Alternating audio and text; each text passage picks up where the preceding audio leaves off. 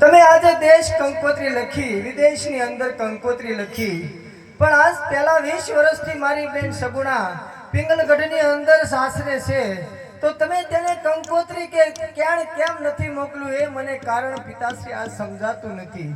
અરે બેટા, જ્યારે બેન સગુણાના લગ્ન કર્યા ત્યારે તમારો જન્મ નહોતો અને બેન સગુણા ભાઈ વગરની પરણી, એટલા માટે એ રુદન કરતા હતા.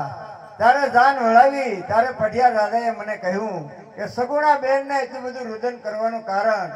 ત્યારે મેં કીધું ભાઈ લાસા લક્ષ્મી ને સગુણા ત્રણ મારે દીકરી છે અને શેર માટીની ખોટ છે.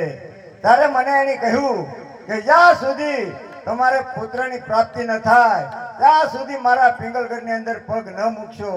એટલા માટે આજ સુધી પઢિયાર રાજાને અને મારે 20 વર્ષના બોલાશે બેટા. અરે પિતાશ્રી, તો આજ તો હવે ઈ ઘડી આવી છે. 20 વર્ષે એનો ભાઈ પીરની અંદર પરણતો હોય અને તમે મારી બેન સગુણાને કંકોત્રી લખી અને તેડું ન કરો તો બીજું મારે બાપુ આજ મારા હાથે મારી બેનને કંકોત્રી લખવી છે. બહુ સારું. તો જાઓ તમે રાજ દરબારમાં જાઓ, હું બેનને કંકોત્રી લખું. બહુ સારું.